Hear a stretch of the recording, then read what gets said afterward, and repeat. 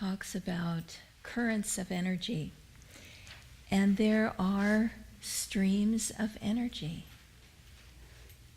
raising our consciousness, pulling our consciousness down. That's what Satan is. Satan is every thought of negativity, doubt, fear. Sri Yukteswar, second from the right here, was Yogananda's guru. And he talked about the meannesses of the heart and how these certain qualities darken the energy of the heart and cloud the heart's natural love. He talked about hatred, fear, shame, grief, condemnation, race prejudice, pride of pedigree, meaning pride of family, and a too narrow sense of respectability or smugness. So those are the 8 meannesses of the heart that he talked about. And you can see that's just, he said they make the heart dark. They cloud the heart's natural love. Whenever we are angry, whenever we are blaming other people for what they did to me, any of that kind of victim energy, thoughts of pain and suffering and fear and sadness, depression, all those sorts of moods draw the energy and the consciousness down. They darken it. And Yogananda said, every positive thought that you have, every positive thought raises the kundalini in the spine, raises the energy. It's like this, one of the things that Sri Yukteswar also says is that yes, Satan is real, that darkening force, that ignorance, which is really what it all is. It's all ignorance. That exists, but in every particle of creation, there is nothing made in this universe that does not have this. Every particle of creation is also imbued with the Holy Spirit. So God, in this delusion that we find ourselves in, with all the darkening forces out there pulling on us, telling us that this body is real and we have to make money. That is the reason that we exist. We have to earn a good living. We have to do all these things, buy all these things, get all these things. So to balance that, and even stronger, is that Holy Spirit that is always pulling on us, trying to lift us up, trying to pull us with the magnetism of love, divine love, to pull us into freedom, into light, into joy, into wisdom, into peace and calmness, into that light. And we get to choose. Where are we? Where's our mind? I love the American Indian story. A grandfather talking to his little grandson, and he says, "My child, within every man there are 2 wolves, and they are fighting all the time." And the little boy says, "Grandfather, who wins the fight?" And the grandfather says, "These 2 wolves represent good and evil. And who wins? The wolf that you feed." So how are you feeding these two wolves inside of each one of us? Are you spending your time on video games and blowing things up and watching Game of Thrones on television? Or are you reading Master's books? Are you watching Finding Happiness and Awake and uplifting things? We're at Spiritual Renewal Week at Ananda Village. Many of you were there. And it was amazing.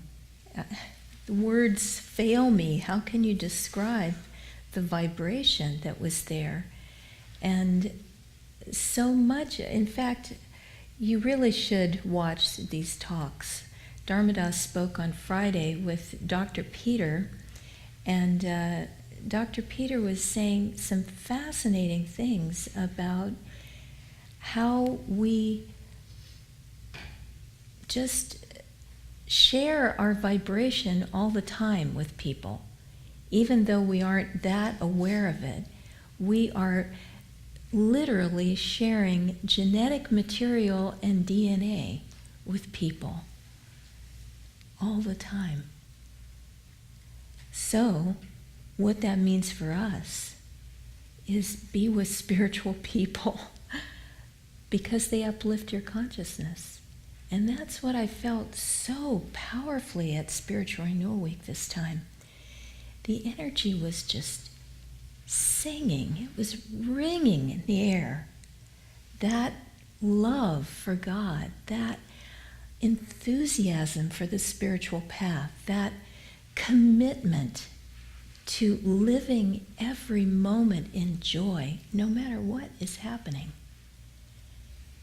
to putting out the energy to live positively. I had to come back Wednesday to teach a class here, and I made a little handout from my class of the yamas and niyamas. And I thought I would give each of you here today a copy of this, so as you go out you can get a copy. And it struck me that this is the way to get away from Satan, the yamas and the niyamas. And in case you're not familiar with this is the first step on the eightfold path towards union with God. And what you have to do with the yamas, if you're wanting to find God at all, the very first step is you stop doing the things that are ensnaring you. You stop doing the things that are dragging you down. You know, it's like the first law of holes. If you find yourself in one, stop digging. So the yamas are getting you out of the hole of delusion, of that negative darkness, that satanic force, if you will. So you stop doing these things. We all have heard of ahimsa, nonviolence. That's the first one. Gandhi made that famous. Nonviolence, non-stealing, non-lying, non-sensuality, non-greed. And non-sensuality means moderation. It means self-control. It doesn't mean that you suddenly, after reading this, you go, oh my God, I have to be a monk and a nun. No. It's moderation. It's learning to control your own energy. So these beautiful rules, they're often called the 10 Commandments of yoga, even though they don't correlate exactly. These are the do's and the don'ts, the restraints, the non-restraints of the spiritual path. So you start living this way: non-violence, non-lying, non-stealing, non-sensuality, non-greed. you start living this way and your world transforms. You stop thinking in terms of me, of my life, what I want, my desires, like Krishna says in this reading, desire it is, passion it is, that drives us into darkness and unhappiness. These are not rules that are enforced with policemen. These are rules that help us find happiness. That's what they're there for. They're not to shackle us, they're to unshackle us. So we start living this way. This is the first step. And that's why I made this for everyone. I have one hanging up so I can see it every day. Put it on the refrigerator. Put it somewhere where you can look at it and think, oh, yeah, how about that? And work with these things. The spiritual path is a spiral. We just keep getting tested on the same things over and over, higher and higher octaves, until there's nothing but purity in our hearts.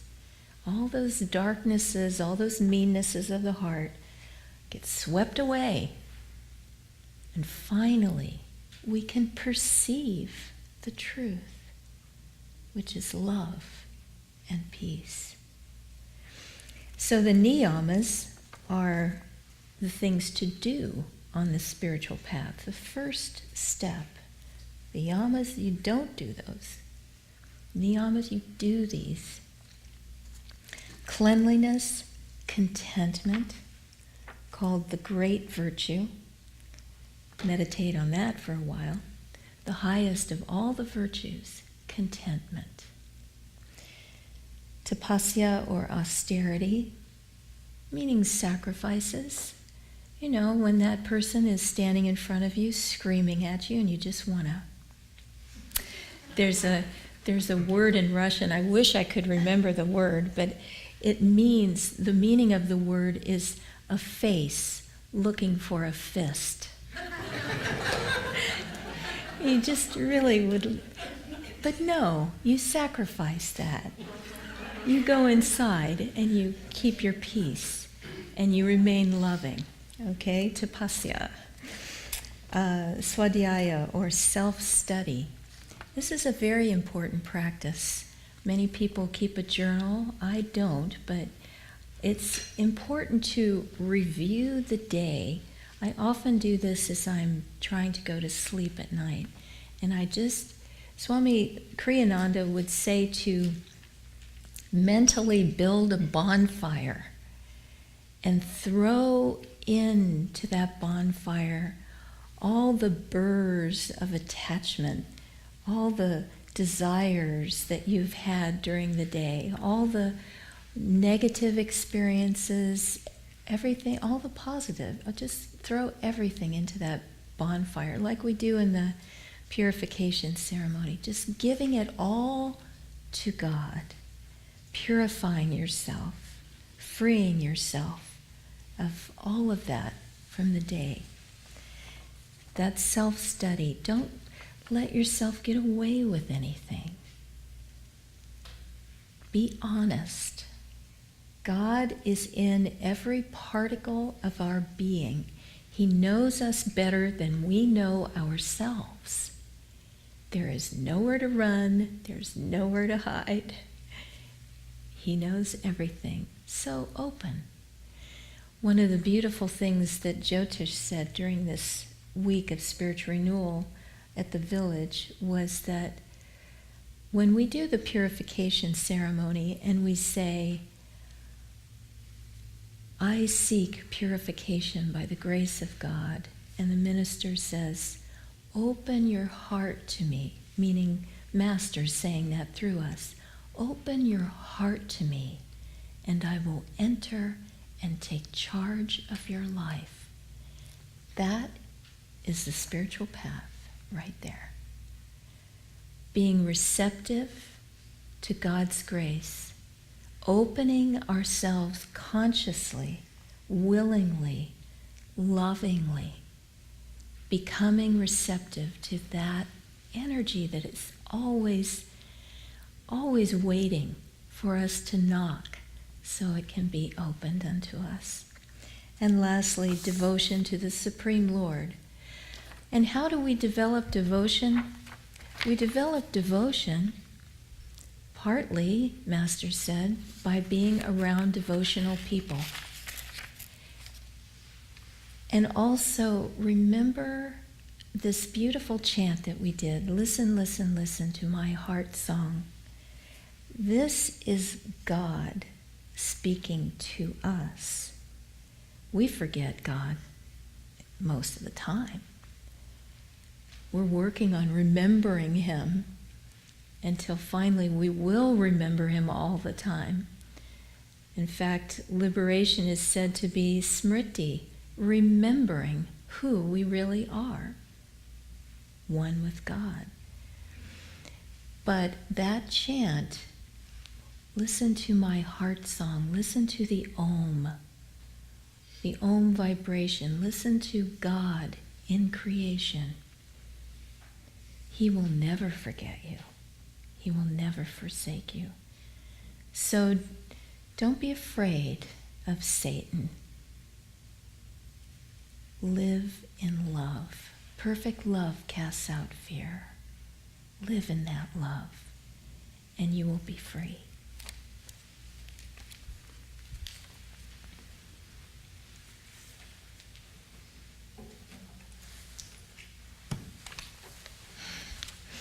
I'd like to depart briefly from the topic today. It's an important topic, and I'd like to address it, but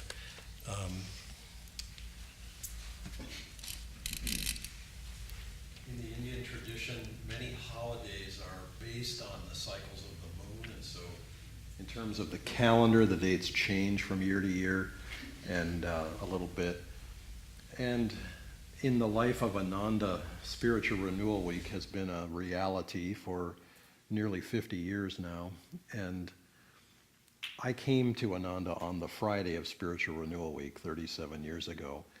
And on the Sunday that followed that, so 2 days later, which was in that particular year, it fell near the end of August. I think the Sunday may have been the 1st of September or the 30th of August, 31st of August, I'm not sure which.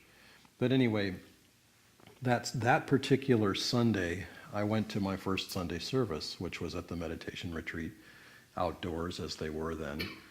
And this song was sung by a little group of singers, the Gandharvas they were called at the time, and Nirmala may have been in that group, I'm not sure. But the song told me, not through the words as much as through the vibration, but partly through the words, because it was an important message. It told me I was home, that I had found my spiritual home. And so I'd like to sing it, but I'd like to invite those who know the song. The song is Walk Like a Man, Even Though You Walk Alone. Why court approval once the road is known? Let come who will, but if they all turn home, the goal still awaits you. Go on alone. I'd like to sing that first verse myself, but then any of you who know the song and know the other verses, please feel free to join along and sing with me.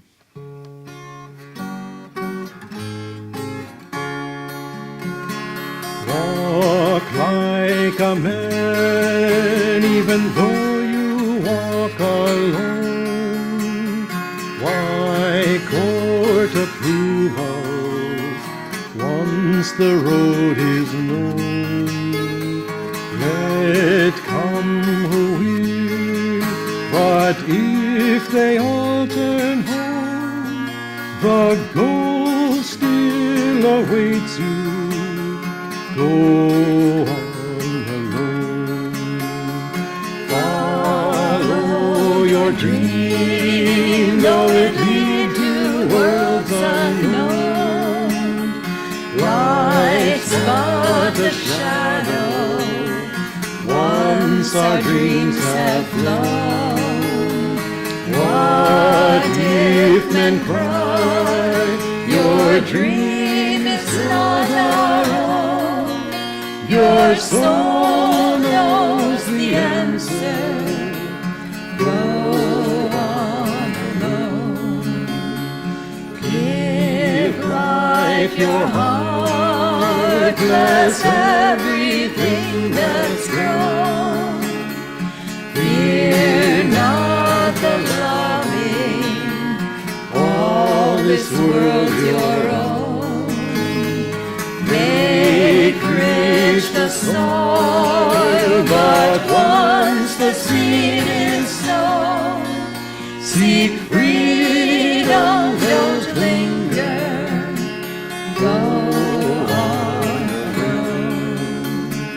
Walk like a man, even though you walk alone. Why court approval once the road is known? Let come who will, but if they all turn home, the goal still awaits you. Go on alone. Go on alone. Go on alone.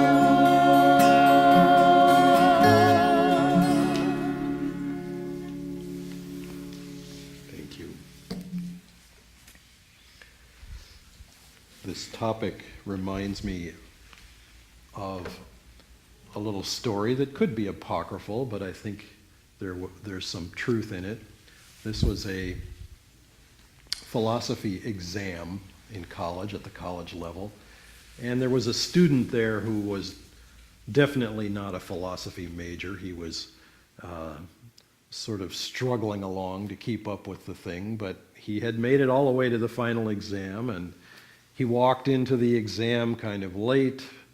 The professor handed him the paper, and this particular exam was fairly simple in terms of the question, but what the students were going to do with the question was entirely up to them.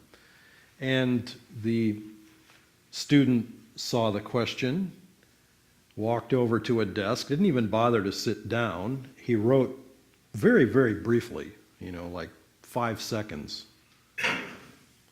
Walked back to the professor, handed the paper, and walked out the door. And when he came back to get his result, he was a little surprised. He didn't really know what to expect. He didn't think that he necessarily was going to get a great grade, because he hadn't done all that well on the other ones either. And what was his surprise when he got an A on his paper? The question, sort of a bizarre question, but the question in the exam on the paper was, give a philosophical proof for the non-existence of the chair that was on the table in the room.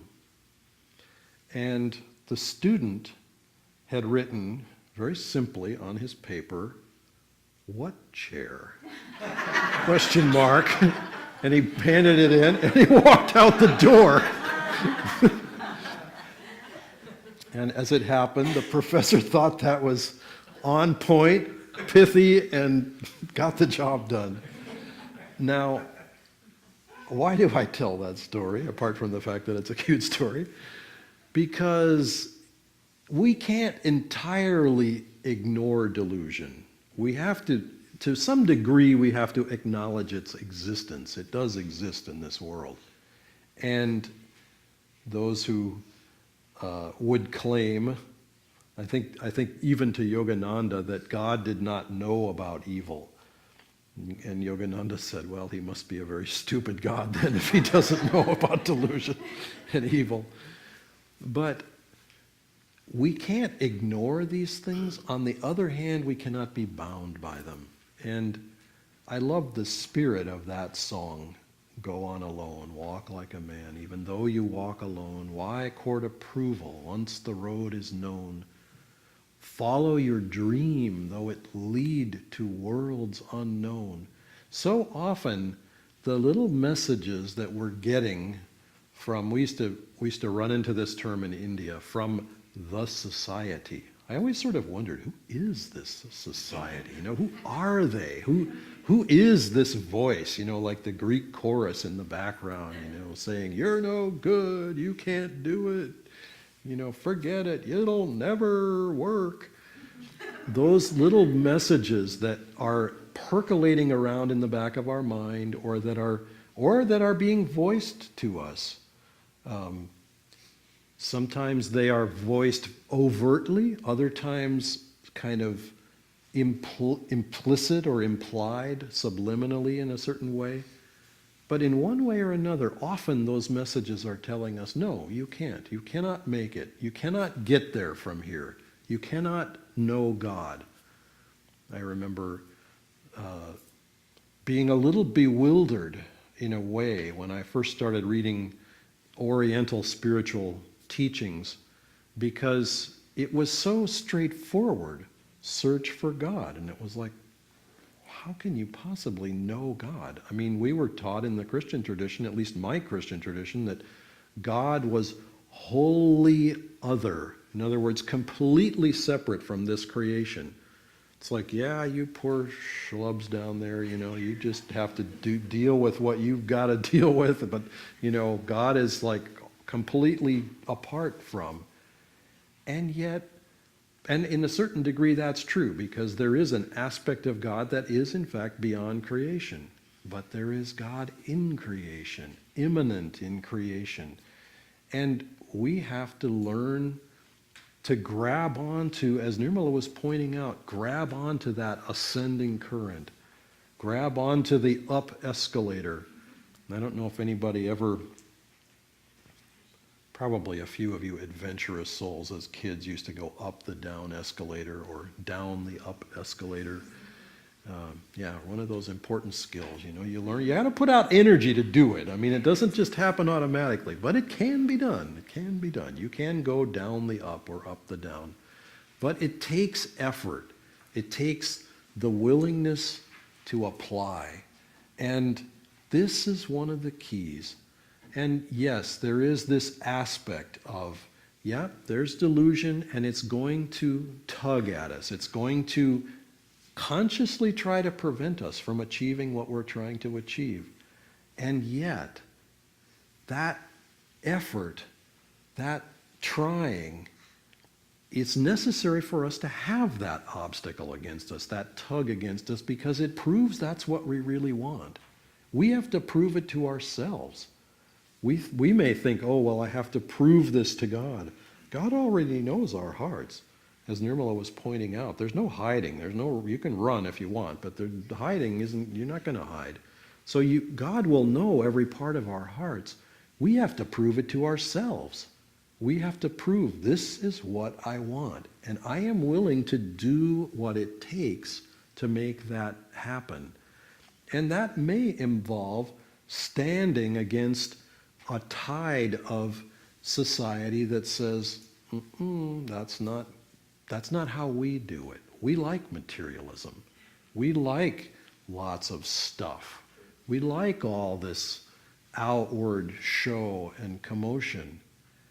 Why do you be different? They get people, the society, to the degree that there is one out there, can be very uncomfortable by spirituality. Spiritual teachers are often, or spiritual beings are often not very popular. They have a way of getting nailed onto crosses and, stoned or burned at stakes, or, all these very colorful ways. I mean, my goodness, people really got annoyed. It's like, throw them to the lions.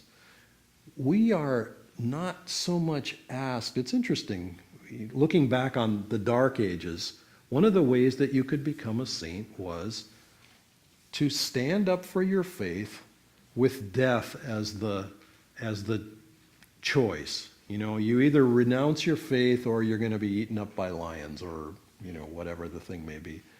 And those who stuck by their guns and got it killed in whatever way it was, okay, well, that was a saint then. That was a saint. We are called, this may sound a little strange, we're called to do something a little more challenging. That is giving your death, which means you have to have a life that's ready to be tested to that degree if you're going to give up your life. But we are called to give our lives to the light, which means every step along the way.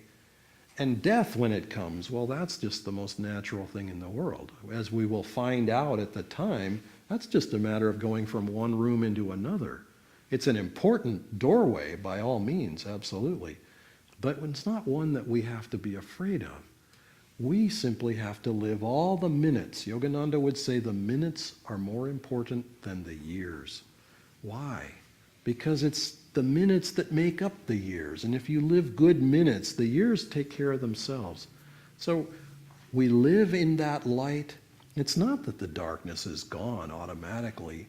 It's that we're on the path towards the light. And we face whatever it is that we need to face. And one of the speakers, Pranaba, this week, told a beautiful story. Not long after he came to Ananda, he had to face he woke up in the night to this very icky feeling of dark energy. And it was just kind of a manifestation of old karma or something. And he chanted Om, or he did something that brought him into the light, and this energy gradually dissipated. The next night, he went to sleep, and the same thing happened, except this time he was aware of it as he was coming out of his sleep, and he woke up laughing because he knew that Master was with him. He knew that God was with him. I had an experience like this, a little bit like this, not entirely. I was interested in the astral world, and I had an experience when I was about 17, before I was formally on the path, where I saw astral lights, intensely brilliant, incredible. I'm sure they were the colors of the chakras now that I understand those things. But at the time, it scared the daylights out of me. It just scared me, and I just called to Christ, and the experience ended in an instant. And so for us, we have to call, in a sense, as Nirmala was describing this, it struck me, God is present in every particle of creation, in every aspect of creation. When we face that darkness, we have to call to that presence of God within it. That's what conquers that darkness. You draw that out of it by will, by prayer, by devotion, and it comes, and it's real. It's completely real. In a sense, we make it become real, and we prove it to ourselves. That is the destiny of every soul. And we may be taking what feel like baby steps toward that goal, but they become surer and surer as we go along on this path. Namaste.